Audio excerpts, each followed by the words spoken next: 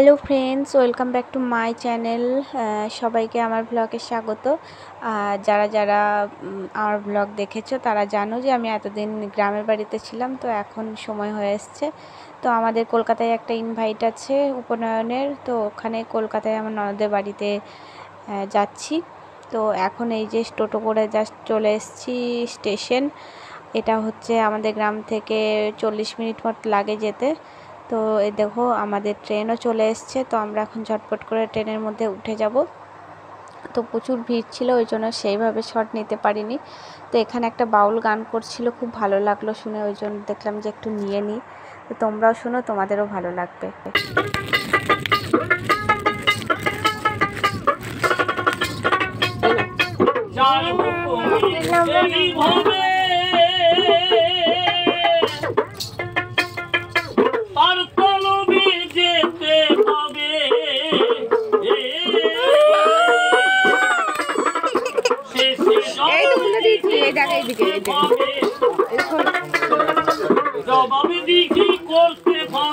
সময় পাবি না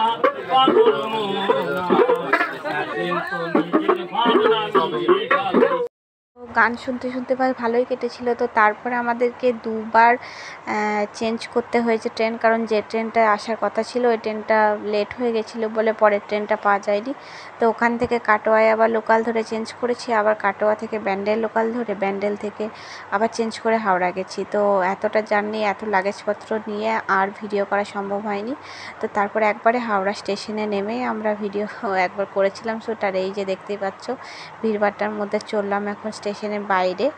তো দেখা যাক কোনো ট্যাক্সি থাকে কি না, কারণ প্রচণ্ড গরম আজকে, মেঘ করে আছে, তো ওই জন্য আরও বেশি গরম লাগছে। তো আমরা এখানে একটা ট্যাক্সি পেয়ে গেছি। তো এখন এই যে দাঁড়িয়ে আছি, আর একটা সাফারির জন্য ওয়েট করছে, কারণ শেয়ার বুকিং ছিল।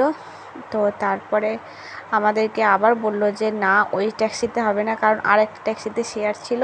তো বললো ওখানে চলে যান। তো আমরা আবার নেমে ওখানে চলে গেছিলাম। আর দেখতেই পাচ্ছ ওর বাবার কোলেও চেপেছিল।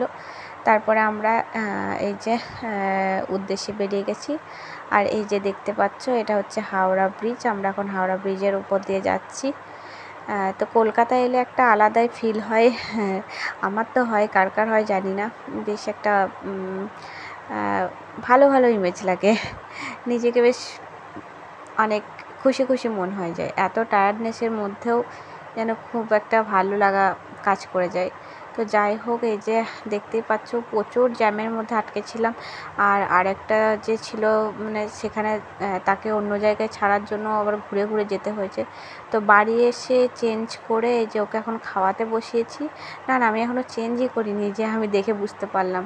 তো আমি ওকে চেঞ্জ করে দিয়েছি। আর এটা হচ্ছে আমাদের ওই যে পৈতে বাড়ি ছিল, ওখান থেকেই খাবারটা নিয়ে আসা হয়েছিল। আর এই যে এটা হচ্ছে আমার ননদের ছেলে।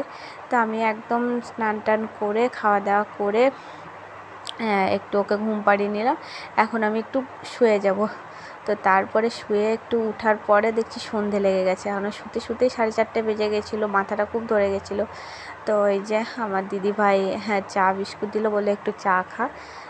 তো একটু চা খেয়ে একটু ফ্রেশ লাগছিলো, তো চা খাওয়া হয়ে গেলো। এই যে সবাই এখানে আড্ডাও দিচ্ছিলো, ওটা হচ্ছে আমার দিদিভাইয়ের শাশুড়ি মাসিমা। আর এই যে আমার বর এখানে বসে আছে, আর আমি এখানে বসে চা খাচ্ছি। তো চা খেতে একটু গল্প টল্প করা হলো। আমরা তো বেশি সময় নিয়ে যাইনি, ওই জন্য বেশি গল্পও হলো না, সেভাবে থাকাও হলো না। গেছি ধরো দুপুরবেলাতে, আবার তারপর দিনই ভোরবেলাতে বেরিয়ে চলে এসেছি। তো এখন এবার যাব রেডি হতে, কারণ আমাদের যে পৈতে বাড়ির নিমন্ত্রণ ছিল তার রিসেপশনটা ছিল রাত্রেবেলায়। তো দেখো মেয়ের জন্য দুধ গরম করে নিয়ে চলে এসেছি, আমাকে দিদিভাই দিয়ে দিল, কিন্তু ওর এখনও ওটার পাত্তা নেই। খারাপ হয়ে গেছে, কাশি তারপরে এসে শ্যাম্পু করেছি, চুলে শুকায়নি, বরের কাছে তো বকুনি খেলাম। দেখো সব লাগেজ নিয়ে পরে বসে আছি, কি অবস্থা। চলো দেখতে থাকো ভিডিও। এই দেখো এটা হচ্ছে গিফট, এটা হচ্ছে একটা ঘড়ি আছে, ওটা ননদকেই বলে রাখা হয়েছিল, কিনে রেখে দিয়েছিল। আর এই যে আমিও রেডি হয়ে গেলাম দেখো। আর এই যে এইটা হচ্ছে বাড়ি, মানে বাড়িতে হচ্ছে না, রিসেপশনটা হচ্ছে, আর একটু যেতে হবে।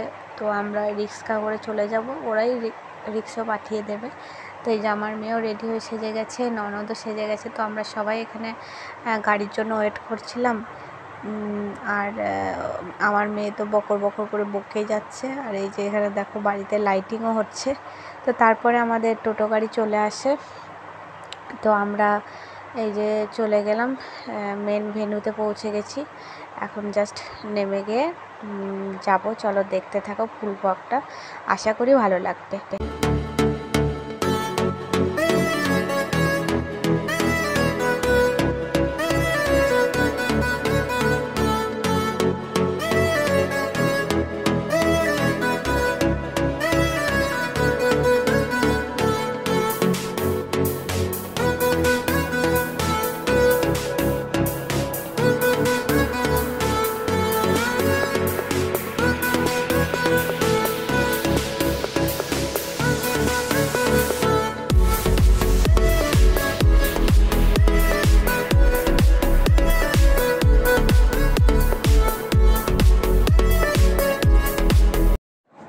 তো আমরা ফাইনালি চলে এসেছি, দেখতেই পাচ্ছ। আর এখানে অ্যারেঞ্জমেন্ট খুবই ভালো ছিল। তো আমরা ফার্স্টেই চলে গেছিলাম যার পৈতে তার কাছে। তো তাকে গিফট টিফট দিয়ে একটু ছবি টবিও তোলা হলো, ছবি টবি তুলে চলে আসা হলো। আর এই যে হ্যাঁ, এখানে অনেক সবাই চলেও এসছে। তো আমি তো আগেই গেছি খাবারের স্টলগুলোতে। তো এখানে সবাই সার্ভ করছিল, প্রচুর রকমের আইটেম ছিল। তো ভাবলাম যে একটা একটা করে তো সব টেস্ট করে দেখতেই হবে।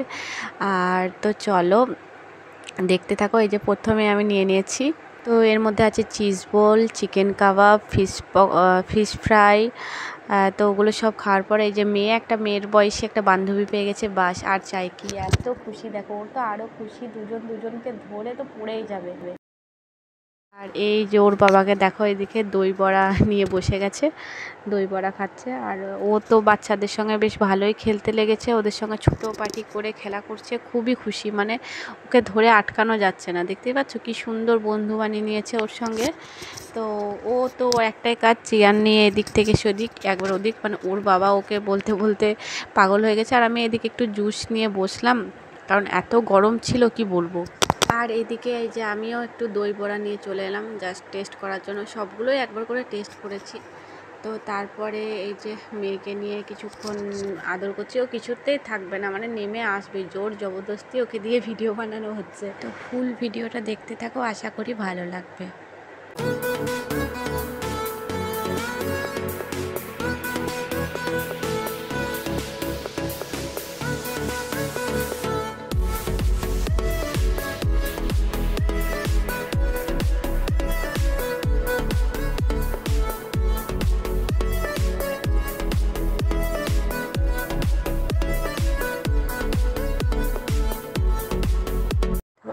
তারপরে কি হলো, মেয়ে এত জ্বালাচ্ছিল, ওর বাবা লাস্টে ক্লান্ত হয়ে গেল, দিয়ে বললো না এভাবে তো হবে না, ওকে তুমি সামলাও, দুজনের মধ্যে একজন আগে খেয়ে নিই। তো ওর বাবা আগে, আমি বললাম তুমি আগে খেয়ে নাও, তারপরে ওকে সামলাবে, দেন আমি খাবো, কারণ ওকে তো একা রাখা যাবে না, এত ছুটোফুটি করছে এত বড় জায়গা থেকে। তো ওর বাবা এই যে এখান থেকে খাবার নিতে শুরু করে দিয়েছে। তো এখানে অনেক রকমের আইটেম ছিল, আমার তো অনেকগুলো নাম মনেও নেই, যে কিছু কিছু লেখা আছে। তো আমার সময় তো আর ভিডিও করতে পারিনি, কারণ নিজে নিজে নেওয়ার সময় তো আর ভিডিও করা হয়নি। তো ওর বাবা গিয়ে নিয়ে নিল, দেন ওর বাবা খেতে খেতে আমিও খেয়ে নিলাম। তো এই জায়গায় এক টুকরো একবার শুধু জাস্ট একটা ভিডিও ক্লিপ নিয়ে দিয়েছিলাম। তো তারপরে খাওয়ার পরে এই যে পানের দোকানে পান খেতে চলে এলাম। তো পান হচ্ছে আমার ফেভারিট, সবার শেষে পান না হলে হয়। তো প্রায় 9:30 বেজে গেছে। তো এবার আমাদের যাওয়ার পালা, পান নিয়ে নিয়েছি, এবার জাস্ট এই যে নিচে নামার পথে নিচে নেমে পড়ব। তো লিফটের অপেক্ষায় আছি। তো চলো দেখতে থাকো পুরো ব্লগটা।